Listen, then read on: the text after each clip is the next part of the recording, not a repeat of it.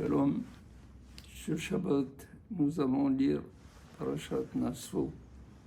Après Shavuot, Naso traite des Nessiim, des présidents de chaque tribu, qui ont inauguré le Mishkan, c'est-à-dire à partir du 1er Nissan, quand le Mishkan a été mis en fonction, les Nessiim, chacun son jour, a fait des offrandes à Kadosh Baruch Hu pour marquer leur joie d'avoir eu le Mishkan.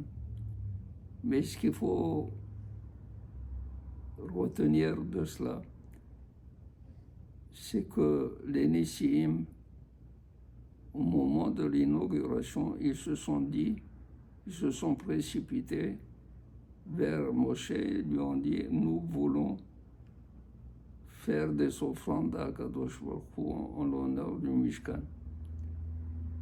Et Moshe Rabbeinu a consulté le Créateur, Hachem, qui lui a dit: oui, Nessi Echad Layom, Nessi Echad Layom. Et le Midrash pose la question: Mara'ou Nessiim, qu'est-ce qu'ils ont vu les présidents à venir et à vouloir offrir à Kadosh Baruch Hu des offrandes, des korbanot, pour marquer l'inauguration du Mishkan? Eh bien,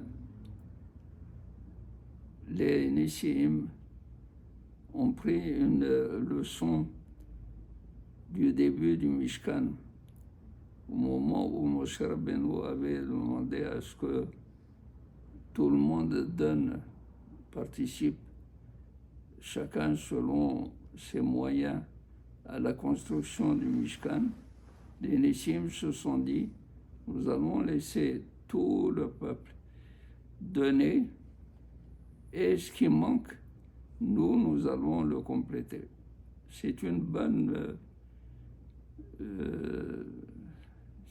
intention, c'est sûr, mais voilà que le peuple a donné non seulement ce qu'il fallait pour le Mishkan, mais même plus, jusqu'à ce que Moshe Rabbeinu ait fait proclamer dans tout le camp de ne plus apporter d'offrande pour la construction.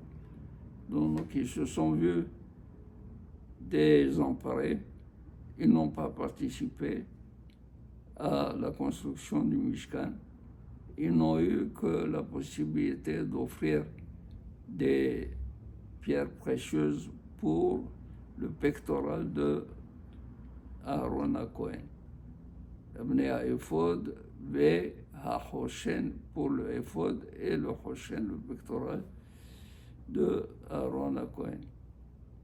À cause de cela, la Torah, dans Parashat Vayakhel, a écrit Nessiim sans Yud. Akadosh Baruch Hu a enlevé le Yud entre Aleph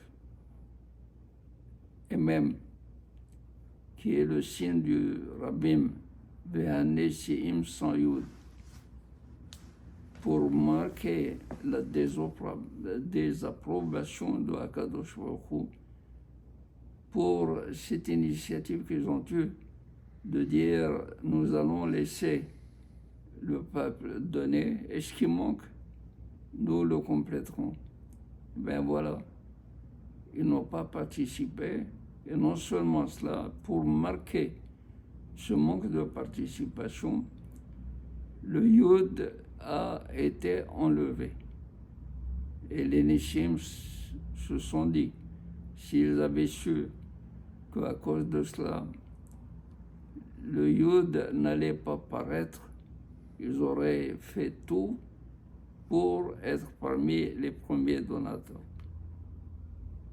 Quand il s'est agi de l'inauguration du Mishkan, là, ils n'ont pas pu résister au désir et à l'empressement qu'ils avaient, au zèle qu'ils avaient à offrir à Akadosh Baruch Hu des offrandes pour l'inauguration.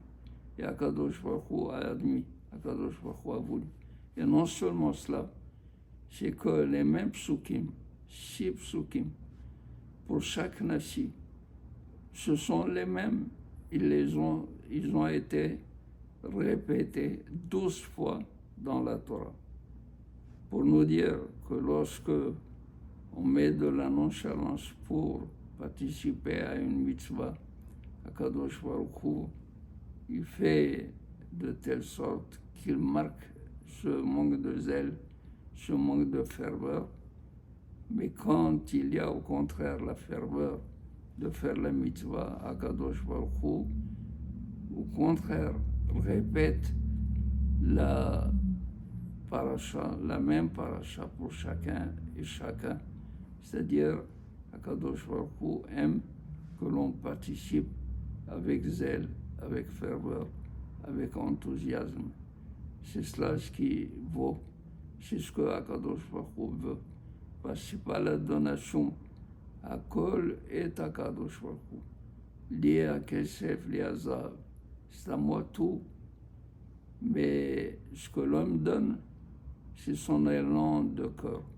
Si l'élan de cœur n'est pas là, la donation ne vaut rien.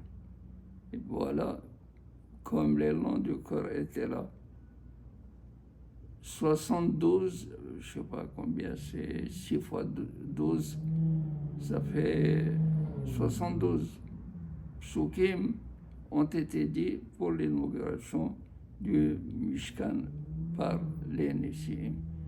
Bruchim Tiyu, Shabbat Shalom.